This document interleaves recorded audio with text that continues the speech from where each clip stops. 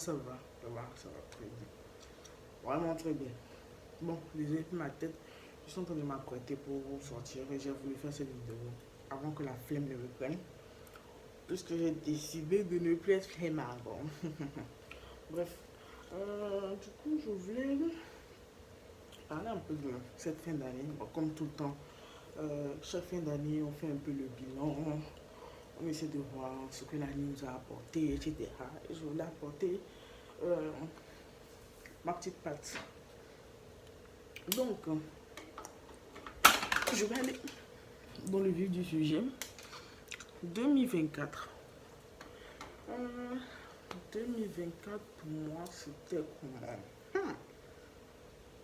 En réalité, j'ai pas grand chose à dire parce que je n'ai pas eu de trucs majeurs, on va dire.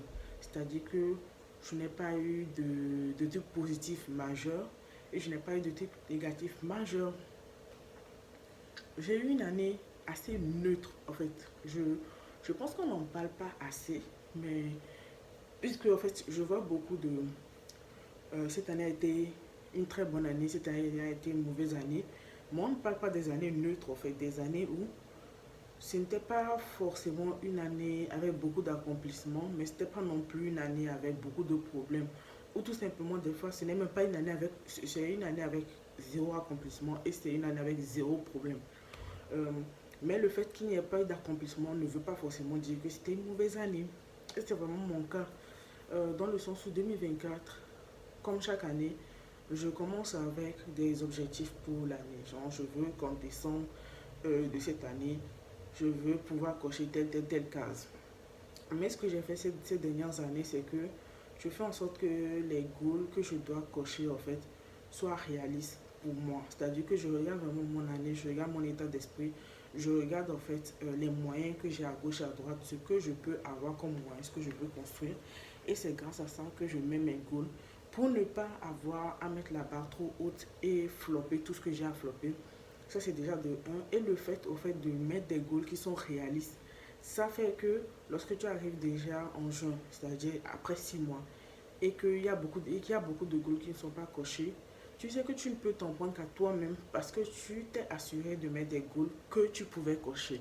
Donc en vrai, tu n'as pas d'excuses. Et là, ça te motive. Mais par contre, lorsque tu mets des goals qui sont genre tout moche pour toi de base, après tu trouves des excuses et mine de rien, quelque part, ce sont de vraies excuses parce que genre tu as mis la barre trop haute pour cette année-là en fait. Parce que peut-être financièrement parlant, tu n'es pas dans la bonne période pour ça.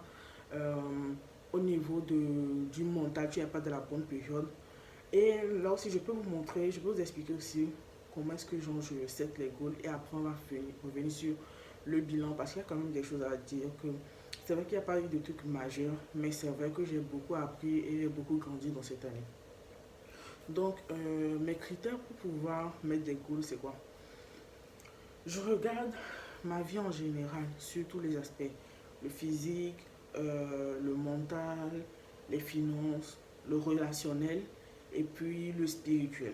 Donc je regarde ces choses-là et la santé, c'est très important. Et je me demande, ok, où est-ce que j'en suis? Qu'est-ce que j'ai accompli? Qu'est-ce que j'ai fait? Qu'est-ce que j'ai? En fait, qu'est-ce que j'ai? Et qu'est-ce que je peux facilement avoir? Donc, je réunis toutes ces informations-là et je me demande qu'est-ce que j'aimerais améliorer. Est-ce que physiquement, j'aimerais avoir une meilleure silhouette ou bien j'aimerais améliorer tel aspect? Est-ce qu'au niveau de la santé, il y a des hicks encore à arranger, c'est-à-dire euh, est-ce que j'ai une maladie que je traîne, que je banalise, genre des petits symptômes, etc. Euh, Au niveau des finances, est-ce que je peux mieux faire au niveau des finances? Est-ce que je dépense trop? Est-ce que je ne dépense pas assez pour certaines choses? Parce que oui, on parle beaucoup de dépenser, mais on ne parle pas assez de ne pas assez dépenser. Parce que, mine de rien, quand tu veux investir, au début, ça reste une dépense. C'est quelque chose que tu sors de ton argent, de l'argent que tu gagnes, de ta source de revenus, pour pouvoir créer une autre source de revenus. Mais le problème, c'est que si tu n'investis pas assez, ça ne va pas te donner le résultat que tu veux, ou soit ça va être assez long. Donc il faut qu'on en parle aussi. Ne pas trop dépenser, mais ne pas assez dépenser aussi, c'est un problème. Au niveau du relationnel, où est-ce que j'en suis avec mes relations, genre au niveau de mes amis, euh, dans ma vie de couple, etc. Blabla. Si vous êtes en couple, bien sûr. Si vous n'êtes pas en couple, est-ce que vous voulez être en couple? Si vous ne voulez pas être en couple aussi, il y a, vous pouvez vous mettre des trucs. Donc, je vois tout ça là, ma relation avec Dieu, où est-ce que j'en suis? Est-ce que j'ai négligé Dieu? Est-ce que je suis avec Dieu, mais c'est vraiment genre, quand j'ai besoin de lui, que je vais le voir, quand j'ai pas besoin, blabla. Genre, comment est-ce que où est-ce que j'en suis dans ma foi, dans mon cheminement, etc., etc. Au niveau de mon mental, est-ce que j'ai été affecté par les gens? Est-ce que je trouve que c'est vrai que j'ai mes principes, j'ai ma façon de voir, mais est-ce qu'il y a des choses qu'il ne faudrait pas revoir? Parce que avec du recul, je me rends compte que je suis borné sur X ou Y, mais en fait, la société n'a pas si tort que ça. Et d'autres trucs en mode, je sais que j'ai toujours raison, mais la société a réussi à avoir le dernier mot sur moi, mettant une certaine pression. Donc, comment revenir à mon moi naturel? Donc, ce sont ces questions-là que je me pose. Et une fois que je me pose ces questions-là, je sors en fait de ça. Qu'est-ce que je veux améliorer et qu'est-ce que je peux améliorer maintenant? C'est-à-dire que lorsque je prends par exemple le cas de finance, ok, je veux lancer tel projet. Est-ce que c'est un projet que je peux lancer et le faire grandir petit à petit, c'est-à-dire que le capital de départ n'est pas grand? Si c'est le cas, je peux le faire maintenant. Mais si c'est un projet qui malheureusement demande beaucoup de fonds, est-ce que j'ai les fonds maintenant? Est-ce que c'est judicieux pour moi de me mettre jusqu'à la fin de cette année pour réaliser ça? Si ce n'est pas le cas, là, je peux transformer ce goal. C'est-à-dire que je me dis, ok, je peux investir dans tel au lieu de tel parce que euh, je peux avoir les fonds pour tel projet. Maintenant, pour d'autres projets, étant donné que ça demande beaucoup de fonds, je ne vais pas juste être là que non, je n'ai pas assez de fonds. Non, ce que je vais faire, c'est que je vais me dire, ok, pendant que j'investis là, je vais mettre un peu d'argent de côté, un peu, un peu, un peu. D'ici 2, 3 ans, 4 ans, l'accumulation va faire que j'aurai assez de fonds pour pouvoir lancer celui-ci. Ou soit me dire, ok, j'économise de peut-être mon salaire ou bien ma source de revenus actuelle. Et maintenant, le business que je suis en train de lancer, les revenus que je vais avoir de ce business-là, je ne vais pas les utiliser pour moi. Genre, je ne vais pas mettre ça dans mes avoirs. Mais ça va m'aider à accumuler assez de fonds pour financer l'autre business. Donc, en fait, c'est vraiment comme ça que je réfléchis. Et on va dire que je mets mes goals par priorité et par réalisticité. Est-ce que ça se dit? Vraiment le côté réaliste de la chose. Qu'est-ce que je peux vraiment réaliser d'ici la fin de l'année? Qu'est-ce qui peut vraiment être réalisé? Et il ne faut pas que ce soit non plus trop lourd. Parce que si c'est trop lourd, au bout d'un moment, vous allez lâcher et vous n'avez pas tort parce que c'est trop. C'est justement pourquoi j'utilise ce trop largement. Faites attention. C'est bon les goals, mais s'il y a une liste interminable, je pense que la dernière fois, l'année passée, bon cette année 2024, les goals, je pense qu'il y avait 5 ou 6 lignes. 5 ou 6 lignes. Et il y avait certaines lignes qui se retrouvaient un peu emmêlées. Donc, si on fait le tout, oui, 5 ou 6 lignes. Alors qu'avant, je pouvais avoir toute une page de goals, genre j'écrivais, sachant que petit format, je pense qu'il y a 21 lignes, donc 21 goals. Ce- Après, faut pas oublier que c'est pas parce que tu t'es mis certains goals que si tu arrives à les faire dès les premiers mois, tu vas te dire, ah, moi j'ai fini pour l'année. Non, si tu arrives à les faire avant avant décembre, tu peux te dire, ah, il me reste un peu de temps, qu'est-ce que je peux faire? Après, tu peux décider de te reposer, justement. Les temps de repos sont très importants. Te reposer et laisser le reste pour l'année qui vient. Mais si vous avez vraiment du temps, je pense que c'est très important de remplir un minimum son temps. Parce que l'ennui, je vous jure que l'ennui, ça cause tous les problèmes de cette terre. Par ennui, j'ai eu des idées bizarres, j'ai fait poser des actes bizarres juste parce que je me faisais chier. Donc, ne vous amusez pas là-dessus. Donc, maintenant, vous avez vos goals, vous essayez de les compléter, tout ça là. Pour moi, je peux vous dire à peu près c'était quoi. pour moi, c'est très important. Il y a un goal que je ramène chaque année, c'est ma relation avec Dieu.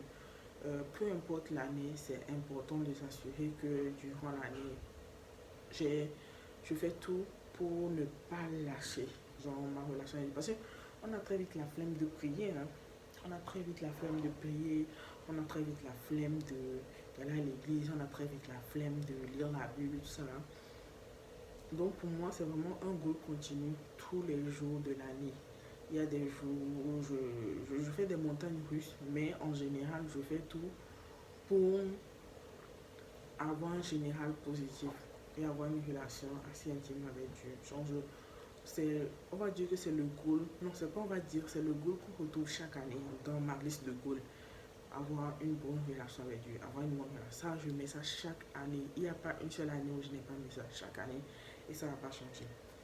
Euh, à part ça, qu'est-ce que j'avais mis au niveau du physique? Au niveau du physique, oui. Parce que j'avais des goals. Au niveau de la santé aussi. Malheureusement, la santé, j'ai fini ça sans vraiment y toucher. Parce que j'étais censé faire un bilan médical et tout ça, et tout et tout. Mais en même temps, je n'ai pas eu de problème majeur qui m'ait alerté. Mais il ne faut pas attendre d'avoir des problèmes majeurs avant d'aller. Donc ça, je vais remettre ça sur cette année. Voilà, ça c'est un goal que je n'ai pas pu accomplir en 2024, que je vais remettre sur cette année, genre vraiment. Surtout que maintenant j'ai la carte de santé de la CNSS là. Je vais en profiter. C'est vraiment au niveau des cours parce qu'il y avait déjà le manque de temps et la flemme niveau cours. Parce que quand tu fais un bilan, c'est beaucoup d'analyses. Il y a aussi les consultations et tout ça là. Ça peut revenir assez cher. Donc c'est bien d'avoir une assurance qui va justement réduire ces coûts-là. Donc là maintenant je n'ai plus d'excuses, je peux conduire ça. Donc voilà, ça ce sont vraiment c'est vraiment le processus que j'utilise pour pouvoir établir mes goals de chaque année. Donc voilà, ça c'est comme ça que je fonctionne. Maintenant, comment a été mon année 2024? Comme je l'ai dit, assez neutre. Assez. Non, pas assez neutre que ça. Les, pas si neutre que ça. Le début d'année, surtout le premier, deuxième trimestre, j'étais sur le point de dire un gros mot, mais c'était, je ne vais pas dire que c'était une catastrophe, mais c'était des épreuves.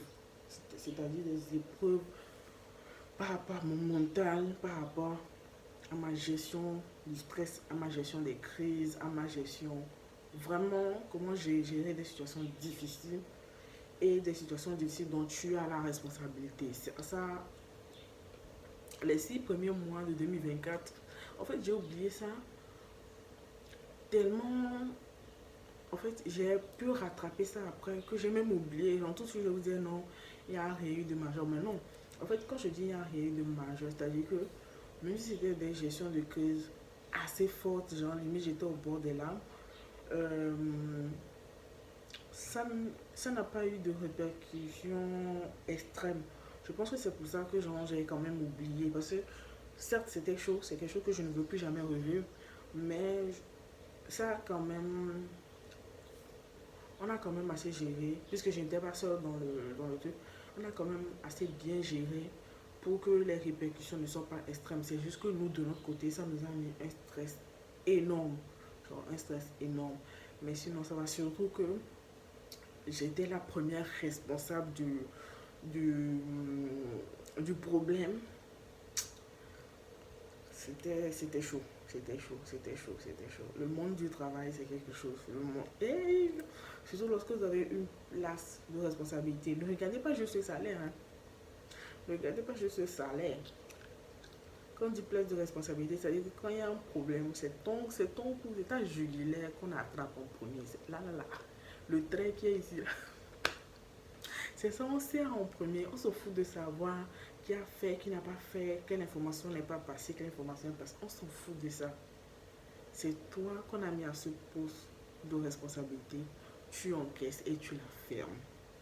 Donc, j'en ai bavé. J'en ai bavé. J'ai encore vu. Oh, rien que d'y penser, j'en ai bavé. Mais après, je trouve que c'est mieux que ce soit arrivé à ce moment-là. Parce que, comme vous le savez, ça fait même pas 2 ans que je travaille. Donc, c'était vraiment à mes débuts. C'était vraiment à mes débuts. On a mis ça sur l'erreur de débutant et tout ça là. Donc, quelque part, c'était bien. Et c'est bien aussi que je sois confrontée dès le début à ce genre de truc. Parce que le truc, c'est quoi? Quand j'avais commencé, euh, tout allait assez bien. Donc, dès le début, j'ai pris une certaine confiance. Ce n'est pas mauvais. Ce n'est pas mauvais de prendre la confiance. Surtout lorsque vous avez un poste de responsabilité. Parce qu'il faut avoir une certaine assurance, une certaine confiance en soi pour pouvoir prendre des décisions, pour pouvoir diriger certaines choses. Mais il ne faut jamais oublier qu'on est des êtres humains et que là, juste un moment d'inadvertance, un moment d'oubli, et on peut mettre une société en problème. Mine de rien, la moindre erreur peut être fatale. Et ça, c'est une réalité. Désolée pour le bruit ambulant. Bon, je ne peux pas demander à mes voisins de se faire. Donc, euh, ça, c'était chaud, mais j'ai beaucoup appris. Après, je vous avais parlé de la relation avec Dieu. Sincèrement, comment dire ça? Je ne vais pas dire que toute cette année, elle était mauvaise, mais j'étais beaucoup dans une zone de confort. C'est-à-dire que,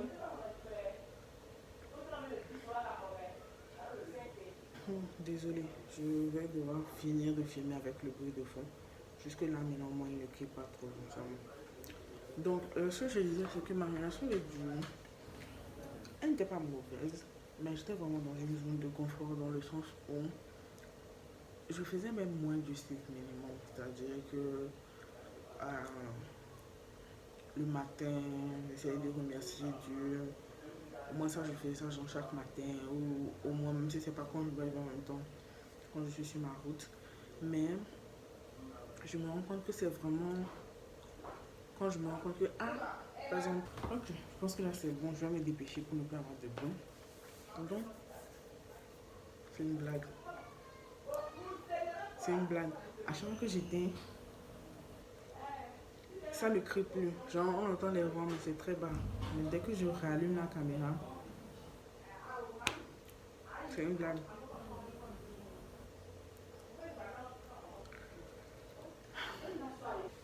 J'espère que c'est la dernière fois que je vais éteindre. Sinon, parlant de mon glow, non, maintenant que je me rapproche, je vois tous mes pots. Bref. Donc, comme je le disais, j'étais vraiment dans une zone de confort et je me rends compte que toutes les fois où je priais, c'était quand j'étais sur le point de prendre la route ou que j'allais peut-être être dans une situation dangereuse ou bien je sais pas, je veux remettre ma vie à Dieu pour avoir la protection. C'est vraiment à ces moments-là que que je me rappelais qu'il fallait prier. Mais je ne priais pas juste comme ça. Quand je vous dis que c'est une blague, quand je vous dis que c'est une blague,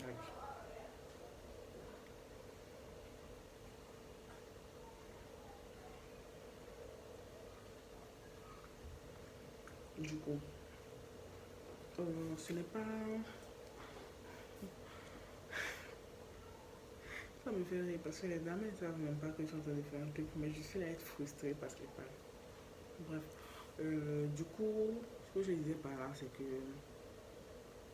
je priais juste pour ma protection, mais je ne louais pas Dieu, je ne rendais pas vraiment grâce à Dieu. Genre, je rendais grâce et ça s'accompagnait directement. Seigneur, protège-moi, garde-moi les biens de tout mal. Blablabla. Donc c'était beaucoup plus pour mon intérêt que pour glorifier Dieu en général. Alors que c'est important, c'est bien de demander des choses à Dieu, mais il ne faut pas oublier aussi qu'il faut rendre la gloire à Dieu en tout temps et en tout lieu.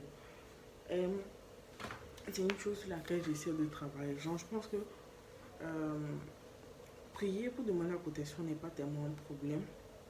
C'est vraiment apprendre à louer, glorifier Dieu. C'est-à-dire que même quand je n'ai pas forcément de quoi prier, genre je n'ai pas de problème, juste, je sais pas, m'agenouiller ou bien mettre de la musique, du gospel, juste prier, faire des louanges, des trucs comme ça. C'est une forme de prière aussi. Et mine de rien, ça c'est important. Donc ça c'est en gros. Du coup, en fin d'année, j'ai vraiment essayé de renouer ces liens-là, euh, réapprendre à prier, intégrer un peu plus la prière dans mon quotidien, etc. etc. Donc voilà. Donc, en gros, mon bilan, je reviens là-dessus, mon bilan général 2024 est neutre.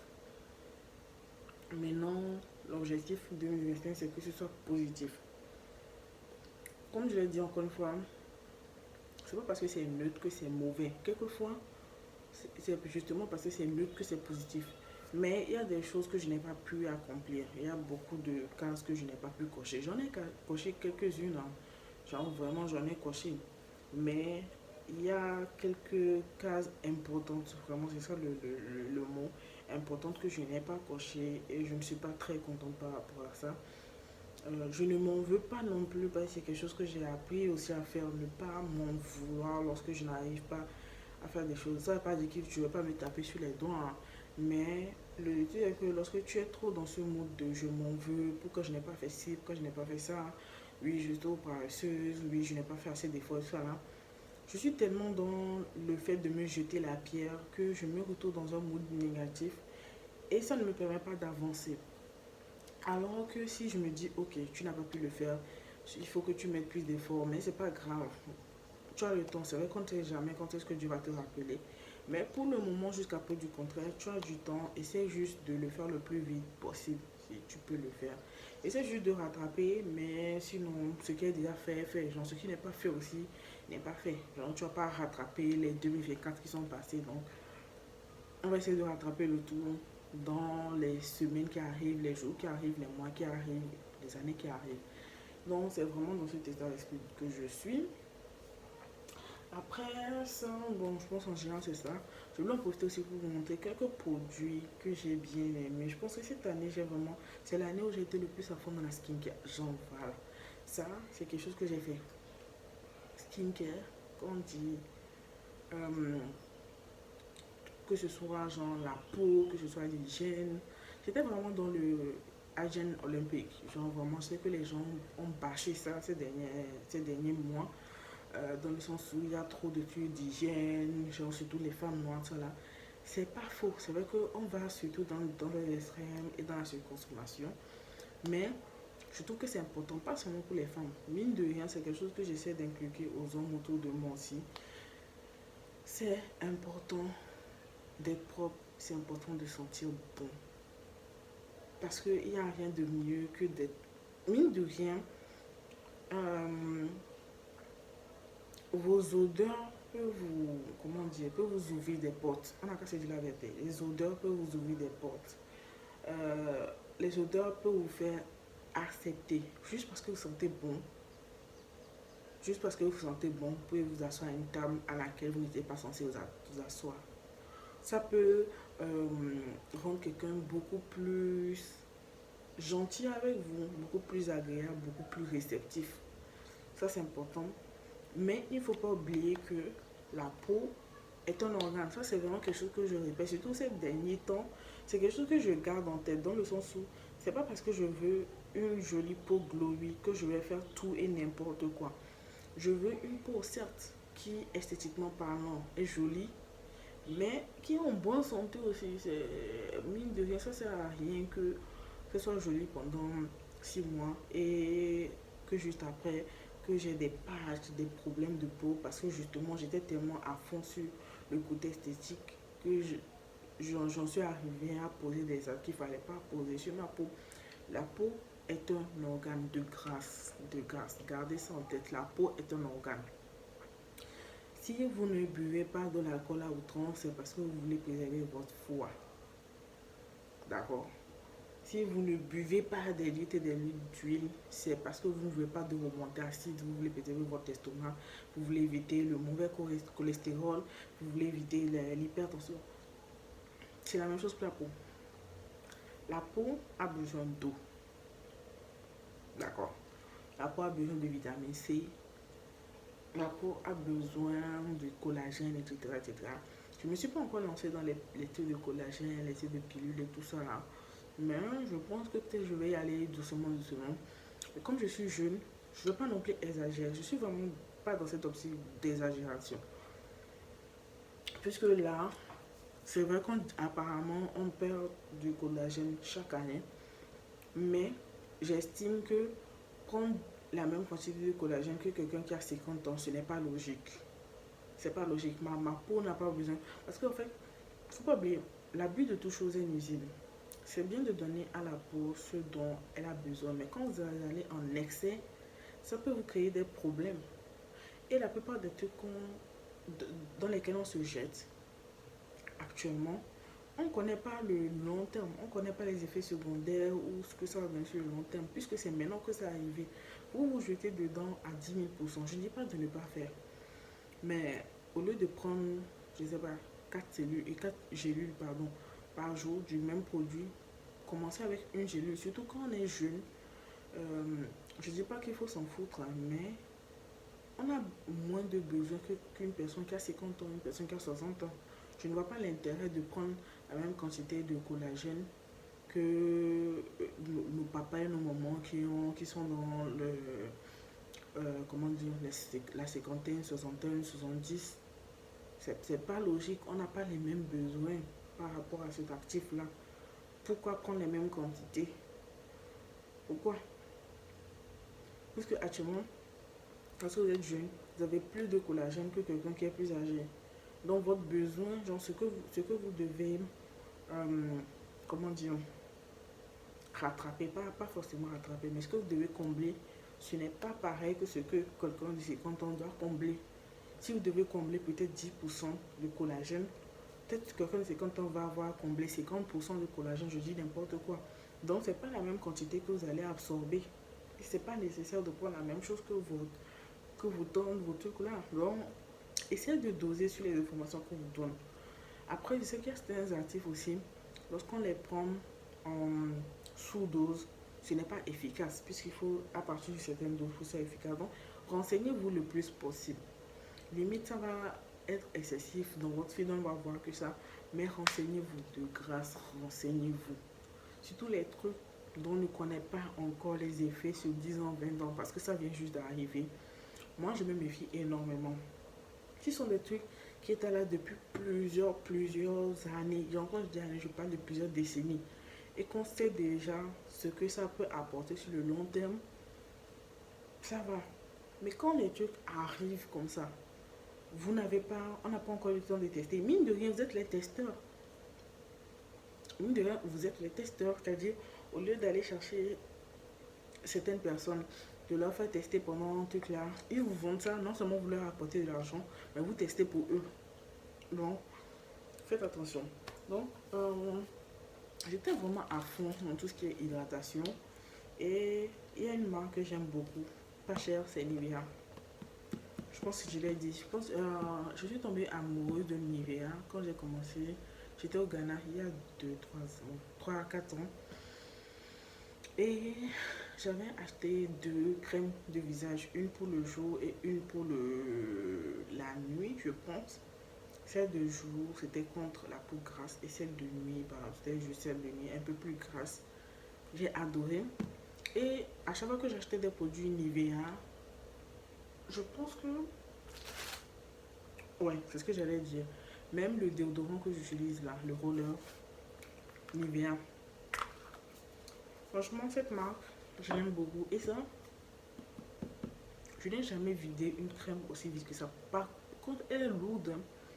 Je n'aime pas tout ce qui est lourd, j'aime tout ce qui est léger. Et surtout, il fait chaud, même là, je transpire. Mais je vois vraiment ce que ça apporte à ma peau. Cette crème, l'odeur, ça sent bon. Ça sent vraiment bon. Et c'est lourd. En fait, quand on dit nourrissant, hydratant, je le ressens quoi. C'est surtout nourrissant. Ça, c'est parfait. Ça va, c'est parfait. Si vous cherchez une crème qui va nourrir, vous avez une peau vraiment sèche, genre, limite vous sentez que la peau est en train de vieillir. Merci.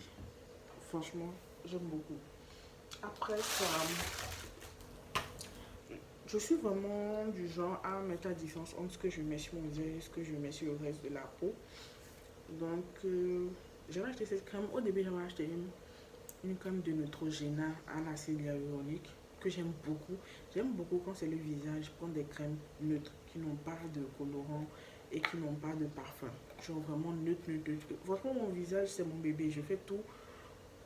J'aime beaucoup les odeurs, mais quand il s'agit du visage, que ce soit le plus neutre possible, qu'il n'y ait que les actifs. Je n'ai pas besoin que ce soit rose, bonbon, vert, fluo, non. Limite la crème transparente de base. Je n'ai pas besoin de couleur, je n'ai pas besoin de parfum aussi, c'est pas nécessaire. Juste que ce soit efficace et que ce soit rafraîchissant. Et c'est vraiment ça que je cherche. Je veux, lorsque j'applique la crème, que je sente cet effet rafraîchissant, hydratant, etc. Et la crème, là, je l'avais aimée, juste que ça me revenait cher, vu que je suis vraiment dans tout ce qui est skincare ces derniers temps. C'est vrai que j'investis beaucoup sur les produits. Et si je peux trouver quelque chose de qui fonctionne, mais qui n'est pas trop onéreux, c'est tant mieux. Sinon, à la fin, chaque 3 mois, ça va faire beaucoup d'argent dépensé pour ça.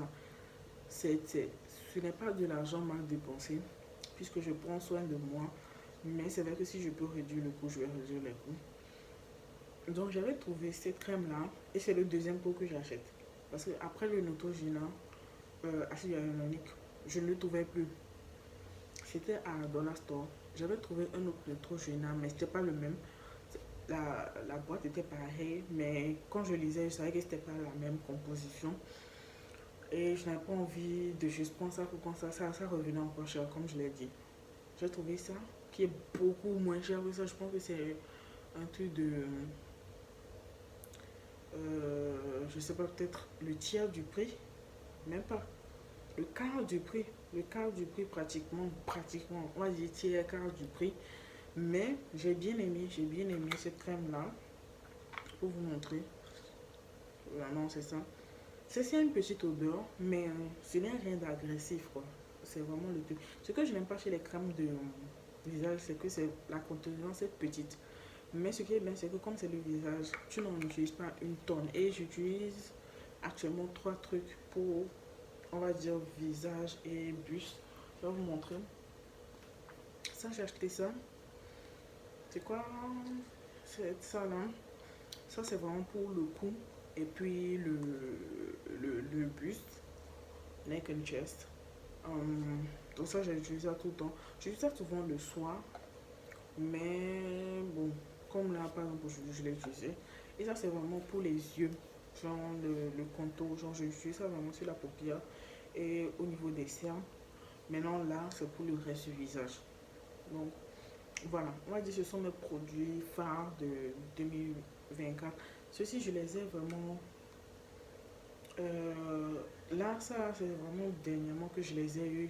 Celui-ci, c'était en fin d'année. Bon, deuxième moitié, puisque c'est la deuxième boîte. Mais ce sont des trucs que j'ai vraiment aimé. J'aime beaucoup, beaucoup, beaucoup. Donc, c'est tout ce que j'ai à vous présenter. Le reste, j'aime bien, mais c'est pas extraordinaire. Mais sinon, c'est pas mal. Donc, voilà. Je pense que j'ai fait le tour. Je vous souhaite une bonne fin d'année 2024 déjà. Il reste 2 jours. Ah, on est le 30. Donc après cette journée, il reste juste une journée. Demain le 31. J'espère que vous allez bien fêter. N'oubliez pas de fêter ça de la meilleure manière possible, c'est-à-dire ne faites pas de folie. Parce que 2 jours là, je conduis beaucoup à Lomé. C'est n'importe quoi. C'est n'importe quoi, genre. Comme l'a dit mon pasteur, c'est comme si les gens sortaient avec la photocopie de leur vie et puis l'original de leur vie, là, ils laissaient ça à la maison. Ils sortaient juste avec la photocopie. Parce que, sincèrement, j'ai vu des gens, le nombre d'accidents que j'ai vu devant moi, c'est pas que genre j'ai vu des gens qui ont failli. Les faillis, j'en ai vu. C'est-à-dire que lorsque je sors, les faillis, même moi, c'est genre une dizaine par jour. Mais le nombre d'accidents que j'ai vu, c'est-à-dire les gens sont littéralement cognés devant moi. Et là, ce sont de petits accidents. Genre, sincèrement, c'est une blague. C'est une grosse blague. Faites attention. Remettez votre vie dans les mains de Dieu. Et roulez bien. De grâce, roulez bien. Ayez le pied à côté du frein. C'est-à-dire que même si vous voyez à 10 mètres, même pas 10 mètres, même si vous voyez à 100 mètres, quelqu'un qui est en train de jouer au con, peut-être Hey, ralentissez. C'est pas un concours. Vous n'êtes pas en train de prouver quelqu'un que vous pouvez rouler vite. C'est pas un concours. Ralentissez, dosez. Façon dont je ralentis. Hein? Façon dont je ralentis. Ralentissez, regardez vos rétroviseurs. Assurez-vous que derrière, quelqu'un n'est pas en train de jouer au con pour venir vous soulever. Genre, faites attention, de grâce, faites attention. Donc voilà, bon, moi j'ai fini mes blabla.